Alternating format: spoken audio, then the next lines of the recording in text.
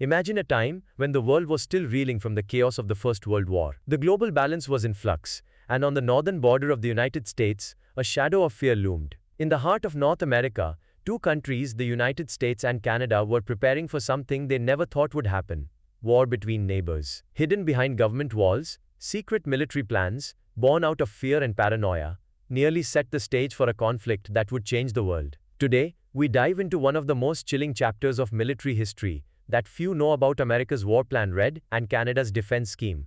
Number 1. These plans, crafted in the aftermath of World War I, almost triggered a war that could have reshaped North America forever. This is the story of how secret strategies on both sides of the border almost brought two peaceful nations to the brink of war.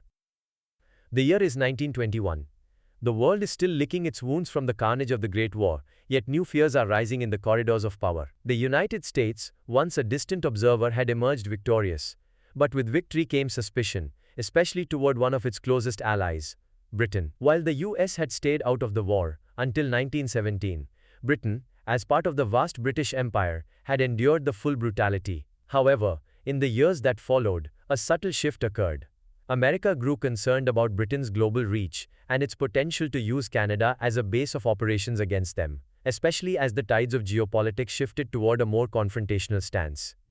In secret, the US military began preparing for the unimaginable War Plan Red. The plan's core was simple. If war broke out between Britain and the United States, Canada, as a British dominion, would become a hostile territory. The US had to neutralize Canada swiftly to prevent British forces from using it as a launchpad for attacks. This wasn't just a hypothetical strategy, it was a full-fledged military blueprint for a war that could have shattered the very fabric of North America. Picture this: massive US Army divisions lining up at the Canadian border, preparing for a blitzkrieg-style offensive. Key cities like Montreal, Toronto, and Ottawa were marked for rapid occupation. The US was determined to crush Canada's military capability in the first strike, attacking transportation hubs, destroying critical infrastructure, and neutralizing airfields.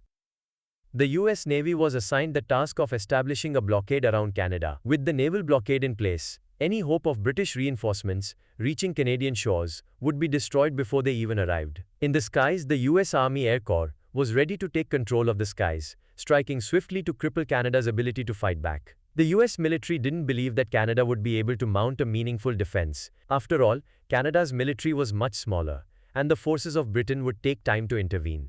The most chilling part? The plan wasn't just about military conquest, it was about sending a message. A message that no nation, especially one so close to the US, could stand in the way of its dominance in the Western Hemisphere.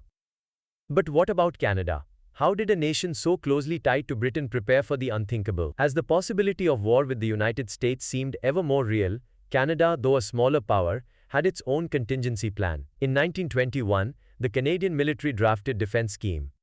Number 1. A secret plan to counter any potential US attack. It wasn't just about defending their territory, it was about surviving a war they knew they could never win outright.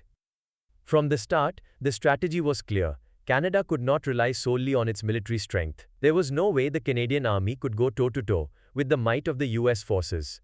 So the Canadian plan relied on something different. The goal of Defense Scheme Number 1 was not to win outright, but to delay the inevitable. The plan assumed that a swift American advance would be unstoppable, but Canada's military hoped to create enough chaos, enough disruption, to force the United States to pay a high price for its aggression. Imagine this: Canadian forces, though smaller, would try to hold the line as long as possible. Key cities near the US border, like Montreal, Toronto, and Ottawa, would be the first to face the onslaught. The Canadian forces would use guerrilla tactics, ambushing supply lines, blowing up railways, and causing mayhem across the country to slow down the American advance. The ultimate hope was that Britain, whose forces were still formidable at the time, would come to Canada's aid. A war with the United States could draw in Britain from overseas, eventually tipping the scales in Canada's favor. But Canada was under no illusion. It would have to rely on Britain's military power to even stand a chance. But something began to shift by the mid-1930s.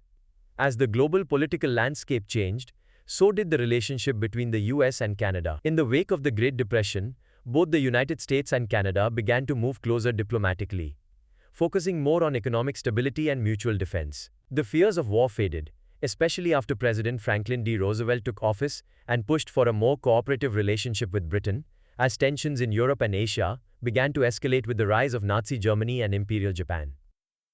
The idea of war between the US and Canada seemed more and more like an outdated nightmare, a relic of an era that had passed. The two nations, once bitterly preparing for conflict, were now leaning toward partnership. With World War II on the horizon, the shift from potential enemies to allies was solidified. Canada, while still a part of the British Empire, began to step away from Britain's influence, finding its voice as an independent country. The US, no longer concerned about Canada as a threat, turned its focus toward global conflicts, particularly with the looming dangers in Europe and Asia. For decades, the plans remained buried in the vaults of history, hidden away from the public eye. War Plan Red and Defense Scheme Number 1 were declassified only decades later, revealing a chilling glimpse into what could have been. These plans, though never executed, tell the story of an era of uncertainty, where even nations with shared borders and peaceful relations could find themselves on the brink of conflict. They remind us of how fragile peace can be, and how quickly the tides of history can shift. Both plans are now considered historical curiosities. They serve as an eerie reminder of how, in a world defined by shifting alliances and constant geopolitical tension, even the most unlikely of conflicts can seem like an inevitable outcome. But in the end, it was diplomacy, not war, that prevailed. The United States and Canada, once ready to go to battle, ultimately became some of the closest allies on the planet, united by mutual defense and shared interests. The fear of war, so real, so immediate, evaporated, and two nations, once on the brink of destruction, moved forward as partners. And so, the plans were never executed. War between the United States and Canada never came to pass. But the possibility, however slim, was once so very real. The secret plans that almost sparked a war serve as a testament to the complexity of history. A history shaped by fear, power, and the ever-changing tides of diplomacy. Thank you for joining us on today's journey through the shadows of history. If you enjoyed this episode, don't forget to like, subscribe, and ring the bell for more stories from the past that you won't find in your history books. Until next time, stay curious, stay informed, and keep watching The Daily Past.